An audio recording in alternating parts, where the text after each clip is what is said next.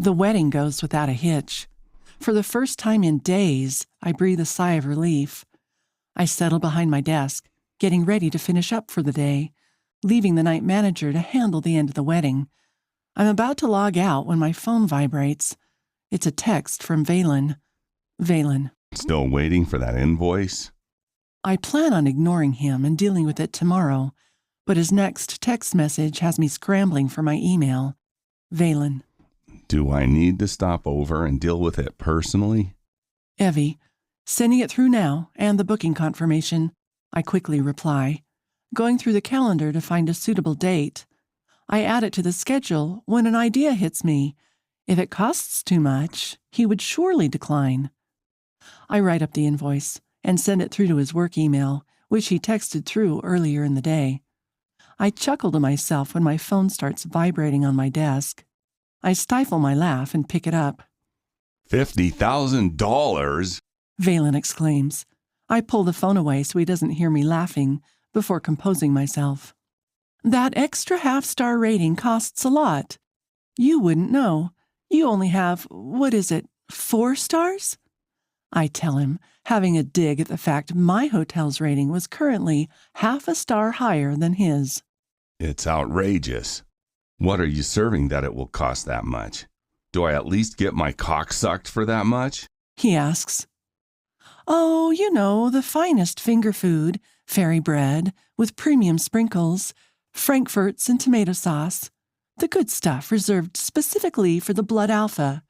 And if I'm feeling generous, I may add in a pass the parcel and goodie bags.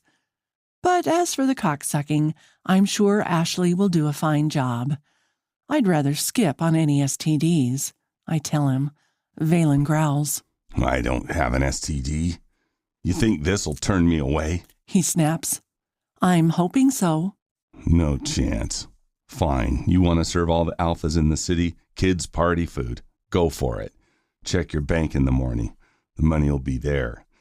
Oh, and Everly? Yes, Alpha, I say, bored and wanting to go to bed. I'll be seeing you real soon. And if I am paying this much, it'll come with a happy ending from you personally. He laughs and hangs up. I wonder what he means. I hadn't even gone back to my apartment when my bank notified me that a payment was placed into the hotel's bank account. That was fast. I groan as I open it and see that it was definitely from Valen. Damn it, I mutter. I was so sure he would refuse. Not only was he officially holding the Alpha meeting here, but he had also paid in full, and I now had to host for 4 packs. The girls are going to kill me. The last thing rogues want is to be spoken down to by social elites all night. Plus, the catering team will be fuming when they see that we are not hosting for 1 alpha, but 4, plus a few neighboring city alphas. I could bribe them with a bonus, maybe. Stepping inside, I find Zoe watching TV, yawning. She looks back at me over the couch. Oh no, what happened? We may be hosting the Alpha meeting. Well, we are hosting the Alpha meeting. Zoe sighs. This is what you didn't want to tell Macy and I when we asked how you got the delivery truck and a fridge in? I nod, chewing my lip nervously. Charge him double. That'll send him packing. I charged him $50,000. What? Zoe says, looking floored. That'll definitely send him elsewhere. She laughs, but I don't. No, he didn't. I shrug, pressing my lips in a line grimly. He paid in full. That son of a lovely lady, Zoe corrects. Shit. What do we do about the kids, Valerian and Casey? Both their fathers will be there, and if Mike is here, guaranteed he will bring his mate, Zoe says, chewing her lip worriedly. Micah was Casey's father, and he still hadn't told his mate he had an illegitimate child, which worried Zoe because his mate Anna was struggling with fertility. Maybe we can ask Macy's mom. It's not for 3 weeks. We have time to figure out something. It is what it is, Zoe says with a shrug. What about your father? She asks. He will probably just ignore me, I would say. I haven't seen him since the hardware store years ago. Maybe he might be over it. Want to reconnect? Maybe. I don't think so. He tossed me away, although Valerian asked me about my family today. Also asked about Valen, I tell her. What'd you say? I saw the family tree thing. Casey brought one home too. Valerian added you, Macy, and the girls on it, I smile. Damn well better have. I'm the best auntie anyone could ask for, Zoe states, and I chuckle. Did they go down easy tonight? Casey had a tummy ache, but Valerian went down easily. He asked when you would be home, and he was digging around in your room earlier, too. He took some pictures from the photo album. I nod. Yeah, I told him he could. Zoe chews her lip nervously. He overheard you on the phone earlier, asked what being marked meant. What'd you tell him? I ask, wishing I could stop time and keep Valerian from growing up and asking the questions he was bound to ask. That mates mark each other, Zoe says, shrugging. Shit. I pinched the bridge of my nose. I didn't blame her. What else could she say? He overheard me on the phone to Valen this morning, I say, thinking of how many new problems I've had since Valen came back into my life. He was nothing but a series of unending problems. Zoe sighs. I figured. He is sometimes too smart for his own good, that boy is. 2 days later, Monday. We were running late the next morning for school drop-off, and Zoe and I both forgot it was Crazy Hair Day. Macy reminded us when we walked out this morning and saw the kids' hairs undone and messy. So we swerved to buy some spray and hair color. Pulling up at the local grocer, Zoe runs inside before returning with electric blue hair color in a can and one called Glitter Balm. We pull both kids from her little yellow Volkswagen. Casey giggles excitedly as her hair is instantly changed to blue. Valerian, however, pouted. I don't want to look like a smurf, he says. Zoe said it was the only colors they had left. It's for a good cause. It's to raise money for the children's hospital and for you kids to have fun, I tell him. What about the glitter one? Zoe asks. Valerian crosses his arm, looking at Casey dancing around the car park beside the car with her blue hair. No, it'll make my hair sticky, he says. Come on, Val, just a little, I beg him. Gosh, this child was sometimes difficult. Would it kill him to be a kid for once? You'll be the only kid without your hair done, Zoe tells him, and he side-eyes Casey. Please, I ask. Fine, just one line. Valerian gives in, and Zoe draws a glitter line from the front of his head to the back. She shrugs. I can barely see it in his dark hair. Better than nothing, she says, and we count it as a win. Climbing back in the car, we head to the school. The teachers are waiting out in the front, hair all done up in colorful clothes and crazy hair. The school was run down and derelict looking. It's covered in graffiti, and there were only around 200 students total. The teachers were barely educated enough to teach. It angered me that only 2 streets away on this side was Alphanovel's PAC school, and across the road, 3 other PAC schools. Yet, children of rogues or rogue whores were classed as undeserving of getting a proper education. At least they could allow would-be actual teachers. Valerian is smart too. He may even be smarter than some of the teachers. When we enrolled the kids in school, Macy, Zoe, and I walked through. They barely had a library, had only one old computer to be shared amongst the kids. We decided to raise money for the school, so for 2 weeks, half of all hotel sales and room fees went to the school. It was clear the PACs weren't going to help, but in a way they did without knowing it, by attending the fair we held at the hotel. We raised enough to buy new laptops, and the library actually looked like a library, half the shelves packed with different books. I just had an idea on what the bonus from the Alpha meeting can be used for, I tell Zoe. I still can't believe he paid it. I point to the rundown play equipment. Macy's daughter Taylor fell off last week and broke her arm on it after falling through the bridge between the 2 platforms. Zoe smiles. Thank you, Alphanovel, she murmurs. Was going to ask those willing to cater for the event if they would take a double bonus for the night, and the rest of the amount go towards the play equipment at the school. You know they'll say yes. Look how keen they were for the fair we held. Everyone has kids that go here. Yes, but it's also a big ask for them to put up with the Alphaholes, I tell her, and she snickers. True, but they'll be happy, you'll see, Zoe says, smiling. I could tell she was excited. We all got excited when it came to helping the other rogues and children. Opening the back door, I let Valerian out and peck him on the cheek, and he instantly wipes it off. What's wrong with you? I ask him. He scowls uncharacteristically. Who are you talking to on Saturday? Valerian asks. He had been in a mood all weekend. Just the delivery people, I tell him, knowing exactly what he was referring to. He had been probing me all weekend every chance he got about his father. You're lying. You said he couldn't mark you. I heard a man's voice. Zoe said mates mark each other. Why did you say that man couldn't mark you? Is he your mate?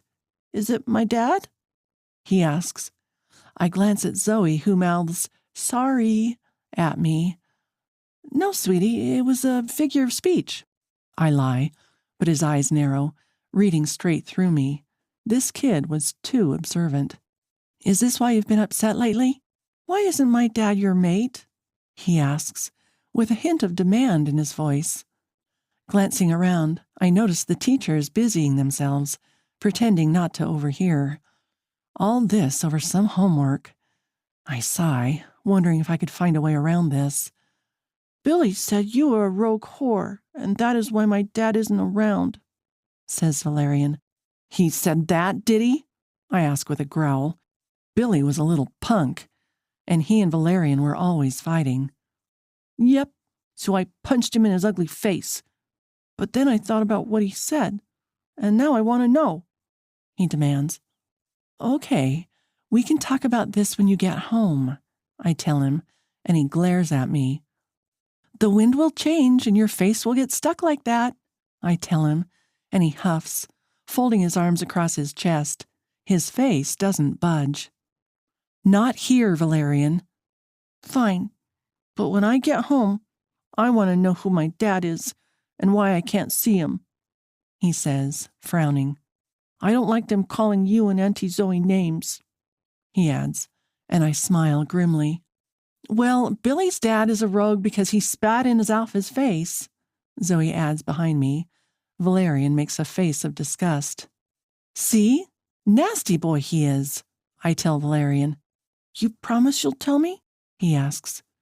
I sigh and look at Zoe, and she frowns. I'll tell you what I can. Pinky promise? Pinky promise, I say, grabbing his little pinky, and his mood seems to lift slightly before he turns around. Now I had to figure out what I could tell him without giving too much away.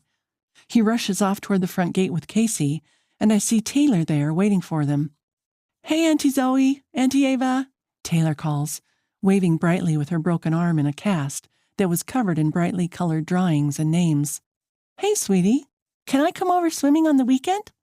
Taylor calls out to us. Of course, if you want. I'll even ask your mother for a sleepover, I tell her, knowing I'm off this weekend. It was the first weekend I had off in a year. The girls insisted, and I was actually looking forward to giving Zoe a break. Macy always joked we would never need a man because we had each other and were practically married with the way we handled the kids between us. Yes! Taylor fist bumps the air excitedly. Zoe waves goodbye, and I climb back in the passenger seat. I sigh, missing my truck. However, on the short drive home, I drive past Alphanovel in his black Mercedes.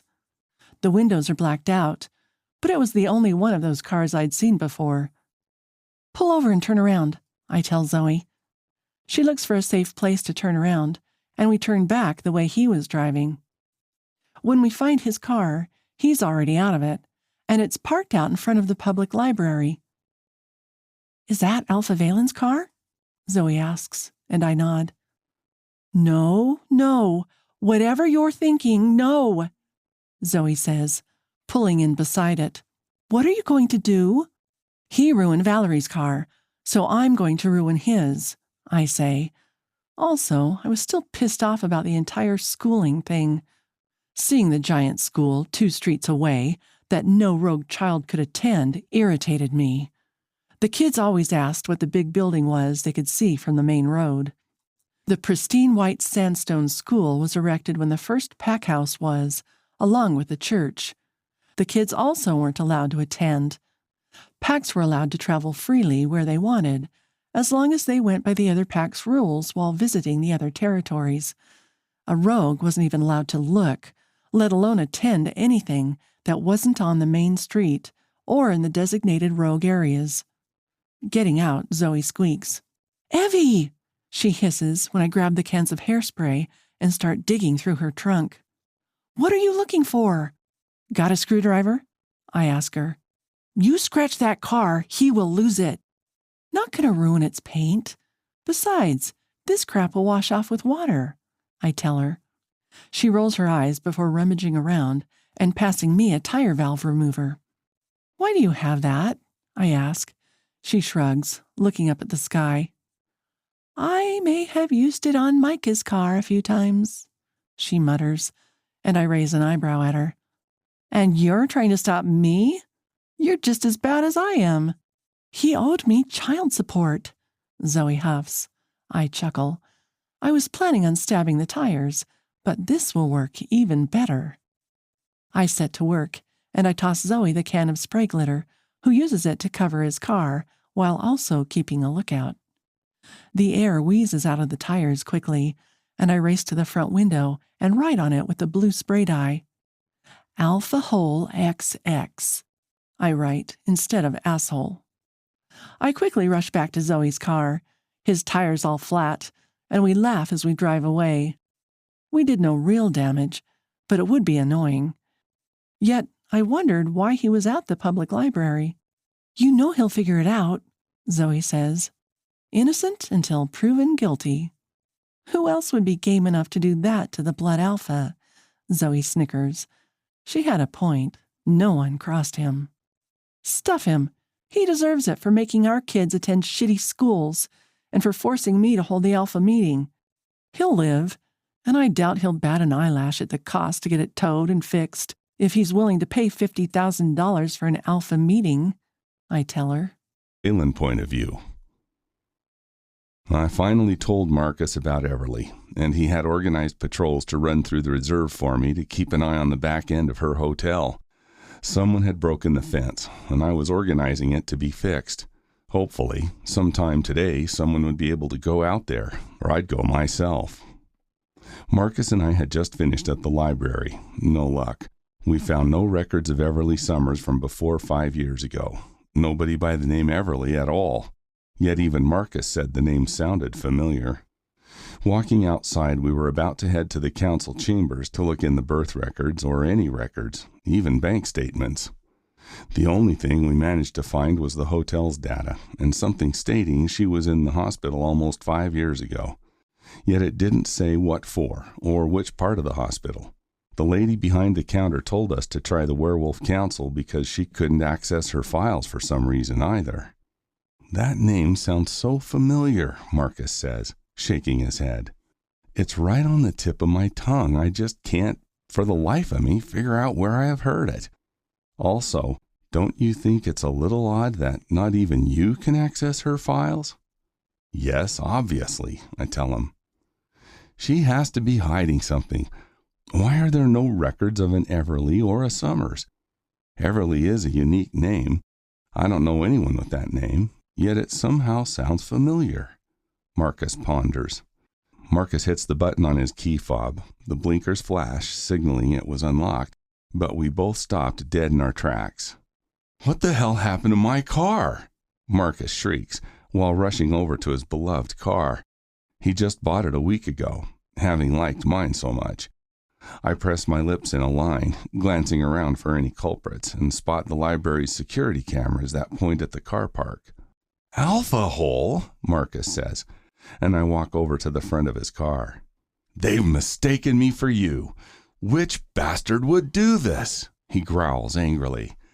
"They removed your tire valves, too." I point out his flattened tires. He starts shaking, fur sprouting along his arms in his anger. He spent all day yesterday polishing and cleaning it, and even made me take my shoes off before I got in it this morning. "When I catch this fucker," he seethes. "Well, you're in luck," I tell him, pointing to the cameras and cutting him off.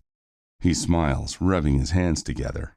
Heads would roll when he catches them, unless... "Their asses are mine," he growls, stomping toward the library entrance again. Yet I have a sneaking suspicion Everly's name is all over this. No one would dare touch anything belonging to me.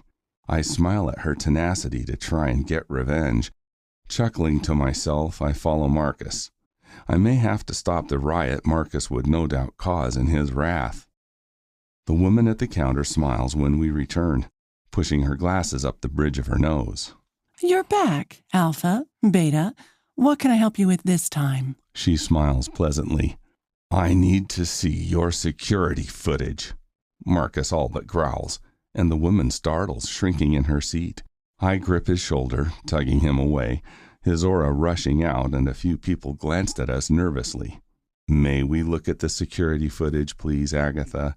Someone has trashed his car out the front." Certainly, Alpha. Right this way, she says, jumping down from her seat and disappearing behind the counter. I lean over to look at her, her head barely coming to the top of her desk. How in the world does she climb onto that stool? She was so short she would barely be taller than a child, and a small one at that. Marcus glares around at the people looking for the assailant. I chuckle while shaking my head before nudging him toward Agatha, who walks out from behind the counter. "Holy shit, you're short," he says, as though he didn't realize he spoke his thoughts out loud. Agatha glares at him, and I elbow him. "What? She's the perfect height for—" "Zip it," I tell him. There was no telling what kind of trouble Marcus would get himself into when he was angry like this. "Well, she is," he mutters, following her. She leads us to the back of the library and unlocks a door before pushing it open. She glares at Marcus, who pretends not to see as he walks in. I'll be at my desk if you need help.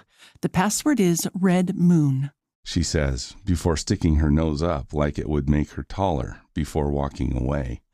"Bet her wolf looks like a chihuahua," Marcus laughs, before walking over to the laptop. He types in the password before flicking through the files and pulling up today's date. He starts rewinding. The security footage wasn't the best, and he stopped it when we pulled into the car park. I watch our blurry figures walk into the library, and about 5 minutes later, a little yellow Volkswagen pulls in beside his car. I instantly recognize not only the car, but the blue uniform Zoe had on and the black one Everly always wears. Their faces are too fuzzy. "Does it zoom in?" Marcus growls, hitting the button a little too hard. "No need. I know who they are," I tell him with a laugh. "Who? Take me to them. I'm gonna smack them into next week." "Whoa, Rocky, settle down. You really want to beat on a girl?" "How do you know it's a girl? That could be anyone," he says, squinting at the blurry figures on the screen. "1, because I know the car. 2, I recognize the uniforms." Marcus turns in his seat to look at me. "It's my mate and her friend she lives with. She saw my car the other day. I bet she thought your car was mine," I chuckle. "Your bond trashed my car?" he snaps, glaring at the screen. "Appears so." "Well, you better say something to her, or I will," he growls. "Don't worry about it, I'll handle it," I tell him, pulling my phone from my pocket and sending Everly a text. "Valen, where are you?" It takes her a few minutes for her to reply. Everly. Work? Where else would I be? Valen. Didn't happen to stop by the library today, did you? Everly. No. Been at work all morning. Us rogues have no need for books. We aren't entitled to an education. I briefly wondered what the meaning of the last part of her message was. I have no doubt it was to have a dig at me about something out of my control. Valen. Next time you want to vandalize my Beta's car, check for security cameras. Have a very pissed off Beta to deal with because of you. Everly. Well, tell him I'm sorry his Alpha is an asshole.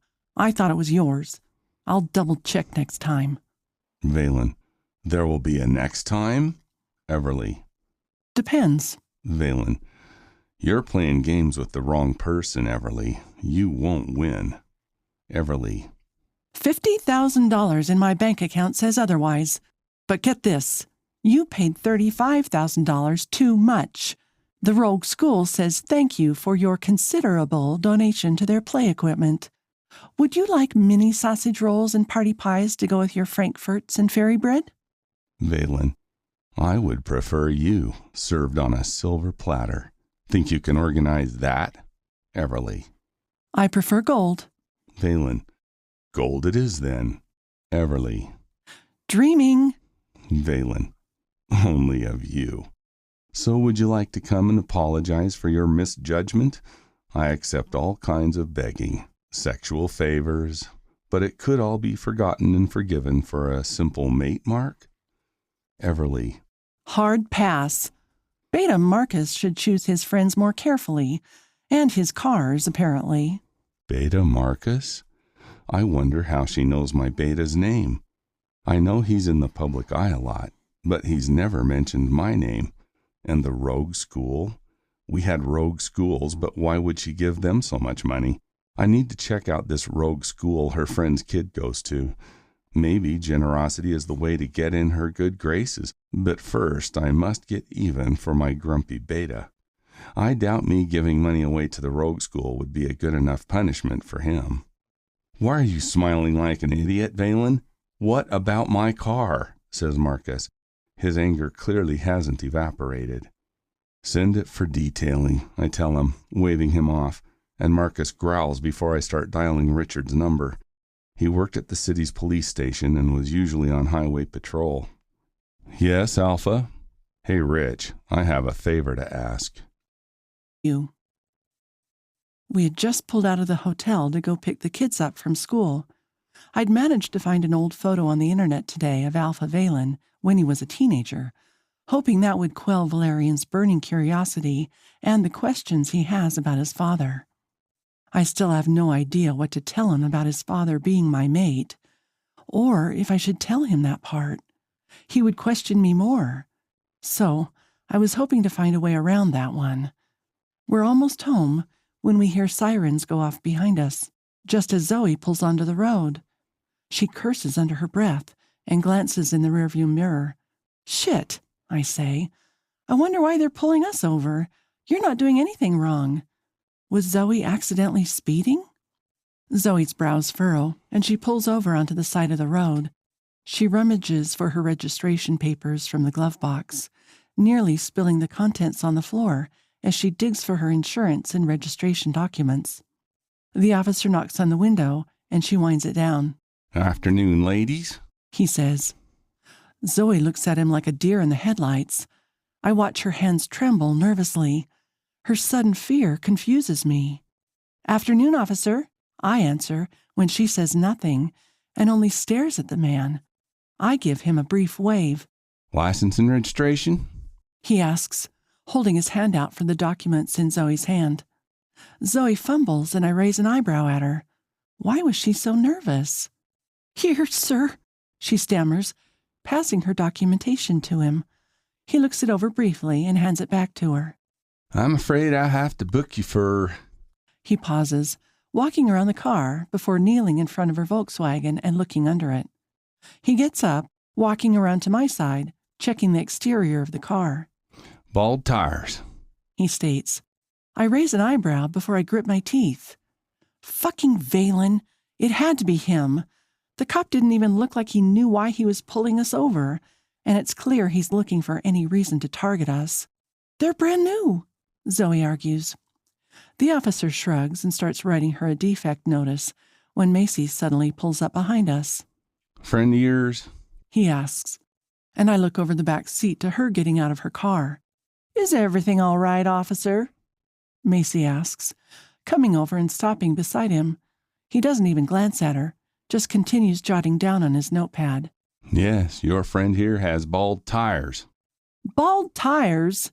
Macy asks, looking at the wheels, clearly none of which are bald. Yep, I'm giving her a defect notice.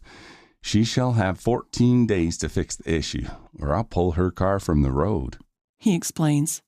This is bullshit, Zoe mutters. Pardon, ma'am?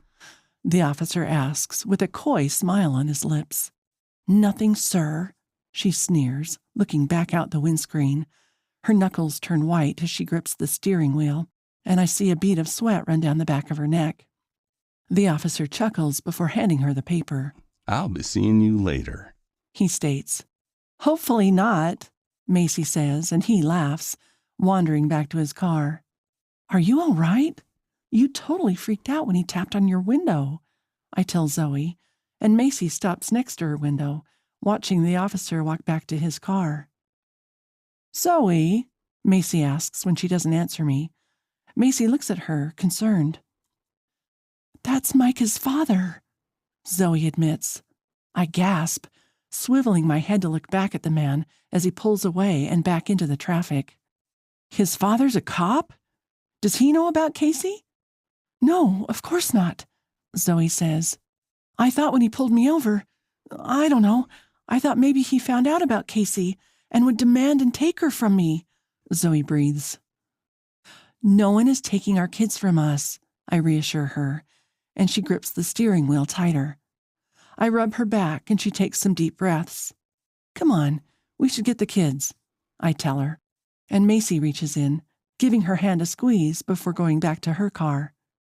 Macy left first, and we were nearly at the school when she, too, got pulled over by the same officer. That prick, I growl, watching Macy pull over to the curb out front of the school. Other parents are staring at her and the officer when he gets out of his car. What did he get you for? I ask when she catches up with us. We pull up a few cars down from her. Macy is standing on the sidewalk, arms folded and looking furious. Apparently, my headlight is broken because I use them all day, and me turning it on was a fluke, Macy states, glaring at the officer, who appeared to be having way too much fun. The bell sounds and the kids rush out. Macy, glancing at the kids rushing out, suddenly touches the officer, pulling his attention away from the kids rushing out. Zoe quickly rushes over, shielding Casey with her body and keeping her out of sight of the officer. Zoe forces her in the car and straps her in quickly, while Casey stares at her mother, clearly wondering why she was in such a rush. The kids coming out all eye the officer and murmur that he has a gun. The other rogue parents rush off quickly, thinking he'll start booking everyone. I shake my head, holding my hand out for Valerian and helping him into the car. Want us to take Taylor? I ask her, and Macy shakes her head. Nah, go ahead. I need to drop her at Mom's anyway, Macy calls out, making sure to cut off any view of us behind her as she leans on her car. Once we're in and pulling away, I see Macy opening the back door and buckling Taylor into her booster seat. We drive off, and Zoe lets out a short-lived breath of relief. We were about to pull into the hotel's driveway when we hear sirens blaring and the cop car coming up behind us at high speeds. For fuck's sake, not again, Zoe says before her eyes dart to Casey in the back of the car. Swear jar, Casey calls out. Casey, duck down in your seat for me, Zoe tells her, and her little brows push together, Valerian watching with his ever-watchful gaze as he glances between the officer and Casey ducking down in her seat. Zoe mutters under her breath. I see the officer get out of his car in the rearview mirror. Zoe immediately does the same to prevent him from spotting Casey. I see him purposely peer into the trunk and rearview mirror.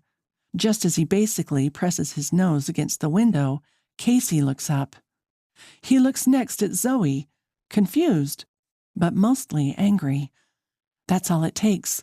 One glance, and you could sense your family, relatives, or mates, unless incapacitated by drugs or alcohol. That's my son's kid? He snarls, pressing his hands against the glass and looking in while Zoe tries to stop him. Why do you have her? How? I don't understand. Open this door now. he bellows.